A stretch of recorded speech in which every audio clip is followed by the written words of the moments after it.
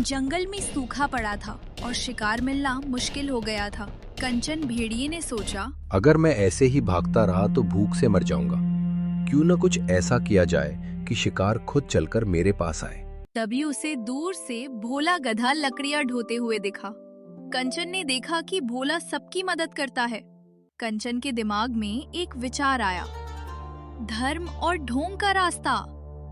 उसने अपनी खाल पर राख मली, गले में सूखी माला डाली और एक बरगद के पेड़ के नीचे आंखें बंद करके बैठ गया। अगले दिन कंचन ने शोर मचा दिया कि उसे दिव्य दृष्टि प्राप्त हुई है। जब हिरन उसके पास से गुजरी तो उसने कहा, बच्ची आगे मत जाना, वहाँ कांटे हैं। इत्तेफाक से वहाँ सच में कांटे थे। हिरन प्रभावित हो गई और पूरे जंगल में खबर फैला दी कि ज्ञान बाबा आ गए हैं। भोला गधा ये सब देख रहा था। उसने सोचा, एक मांसाहारी जानवर अचानक इतना दयालु कैसे हो गया? कुछ तो गड़बड़ है। एक दिन खरगोश का बच्चा रो रहा था। कंचन ने पहले ही चुपके से उसके खाने में एक ऐसी घास मिला दी थी जिससे पेट में मरोड़ उठे। जब खरगोश बाबा के पास आया तो कंचन ने मंत्र पढ़ा, हुम क्लीम चूं, और कहा कि बच्चा अब ठीक हो जाएगा। थोड़ी देर में घास का असर खत्म हुआ और बच्चा खेलने लगा। सब जय जयकार करने लगे। भोला गधे को यकीन था कि ये सब झूठ है। उसने एक योजना बनाई। उसने बाबा को अपने घर दावत पर बुलाया। भोला ने कंचन के लिए खास घास का हलवा बनाया, लेकिन उसमें दुनिया की सबसे तीखी मिर्च डाल दी। जैसे ही कंचन ने पहला निवाला खाया, उसकी आंखों से पानी निकलने लगा और वो चिल्लाने लगा, अरे मूर्ख, मार डालेगा क्या? मेरा गला जल रहा है। वह गुस्से में गाली देने लगा। शेर सिंह भी वहाँ मौजूद था।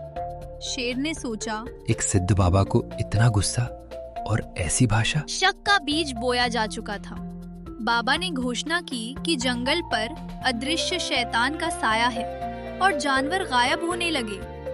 भोला समझ गया कि वो शैतान कोई और नहीं बल्कि यही बाबा है। एक रात जब पूरा जंगल सो रहा था, तब भोला ने देखा कि बाबा धीरे से उठा, अपनी माला उतारी और हिरन के छोटे बच्चे की तरफ बढ़ने लगा।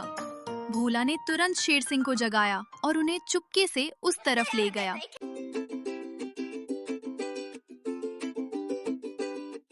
जैसे ही भेड़िए ने हिरन पर हमला करना चाहा, शेर सिंह ने दहाड़ मारी। कंचन डर के मारे कांपने लगा। उसने तुरंत ढोंग रचा। महाराज, मैं तो इसे शैतान से बचा रहा था। लेकिन भोला गधा आगे आया और बोला, बाबा जी, अगर आप इसे बचा रहे थे तो आपके दांतों से लार क्यों टपक रही है? और यह देखिए, आपकी कुटिया के पीछे गायब हुए जानवरों की हड्डियां दबी हुई हैं। शेर सिंह ने जब कुटिया की तलाशी ली तो सारा सच सामने आ गया। शेर सिंह ने भेड़िए को जंगल से निकाल दिया और काल कोठरी की सजा दी।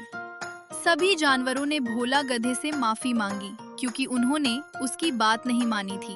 इस कहानी से हमें ये सीख मिलती है, किसी की मीठी बातों पर आंख बंद करके भरोसा नहीं करना चाहिए। ढोंग चाहे कितना भी गहरा हो, तर्क और समझदारी के सामने टिक नहीं पाता।